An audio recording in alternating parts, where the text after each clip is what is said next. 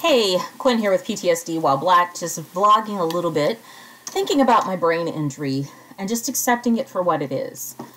I realize I think the thing that stops me the most is the fear that I've had from having the brain injury.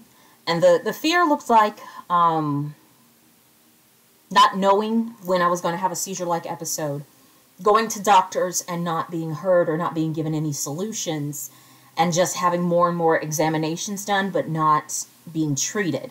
And to this day, I really don't have much of a plan other than what I pushed for with the help of my therapist, of asking for treatment for the emotional feelings that came with the brain injury, because there was like severe suicidal ideation at the onset of it, and treatment for the nerve pain that I have in my body. We learned that treating the pain from my car accident helped with reducing some of the brain symptoms. And so we did that with a nerve treatment. But the rest of it, I've just really just kept it to vitamins and stuff.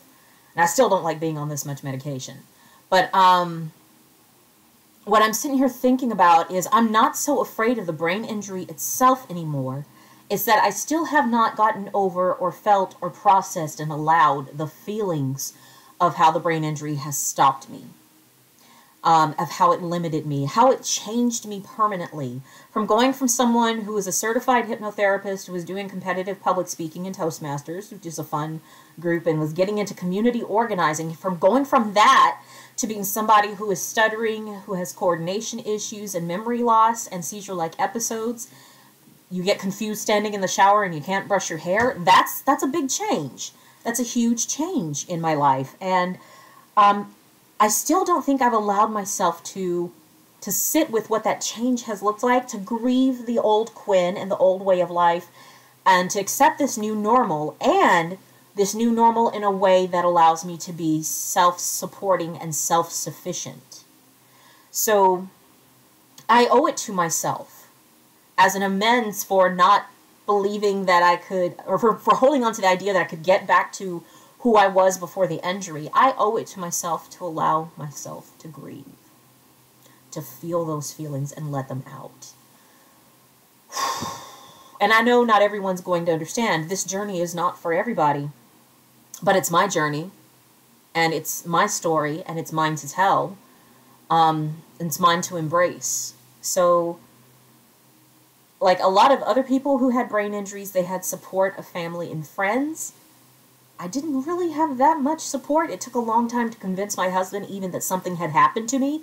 Stuttering is not normal for me. What the fuck are you talking about? By the way, oh my God, I used to do F-bombs before the brain injury. The cat had to leave. She's like, I'm telling you, since the brain injury, like, swearing is just where I go naturally. And I get upset really, really fast, especially because shit's just not making sense in my head, you know? And it's taking too long for it to click. That's what will get me really upset. So I'm having to adjust to going, yep, that's how you are today. And you're still worthwhile. And you can still create. And you can still contribute to your community and to your family and your household. It just looks different. Cooking looks like stuff coming from packages, or my husband doing more of the cooking, or things that involve very few ingredients, or a crock pot is my best friend, you know. It looks different, and that's okay. That's okay, because this life of mine is worthy. Yeah. This life of mine is absolutely worthy, even if it doesn't look like somebody who is able-bodied. And I'm the one who needs to get over the ego shock and the fear. Because really, the way I got treated in society was very different. I mean, first of all, I've been black and fat most of my life, okay? So I'm used to that stigma. But now, you're black, fat, and disabled.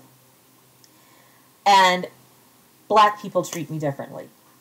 I'm not enough for certain groups because I'm differently abled.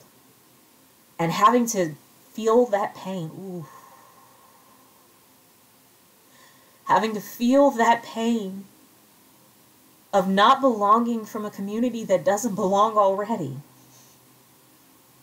That's deep. It's painful. The larger society in the US is going to say that I'm not enough. I'm used to that. More than used to that. But in this one community where I think that I would belong, I don't belong. That was a new reality to take in. That I was not seen as a whole person. And in fact, by most of the very able-bodied black women that I would have most likely hung out around with or tried to be around with, because we're going to look like we're doing something, these people saw me as a limitation and as just something else to be used in the moment. And I really hate that. That people will even look at somebody who's struggling with knowing what the fuck the day is and where she is to be used in a moment. I'm not somebody's toy. I have full worth and dignity in this body, in this brain that I've got. And I know it. And I just have to accept that there are opportunists everywhere who will not see me as whole. That's why it's more important for me to see myself as a whole being. And I don't need to beg anybody to see me, but it's my responsibility to see me as a whole being. That means to feel all of my feelings, to allow myself to grieve, to allow myself to celebrate the things that I can do now. Now, I can sing any song and not give a damn about how good it sounds. I can just sing it. I don't care. My inhibitions, gone. So I am more likely to do acting in things like adult scenes, voice acting, that I would have been too shy to do before. Now I just do it and I don't even care about it, and that kind of led to the gang stalking, but whatever. I just did it, and it was fun. I had fun. I'm more willing to go out and try anything at least once. And if I don't like it, okay, it was no big deal. If I do like it, I'll try it again. You know, it's like, oh, there are some big rewards that have come with this brain injury. And I need to give thanks. And if nobody else is going to do it for me, so I'm going to go up and love on myself.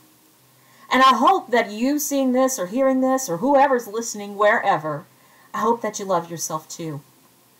That you find that you're worthy enough through your journey as well. Till next time, peace.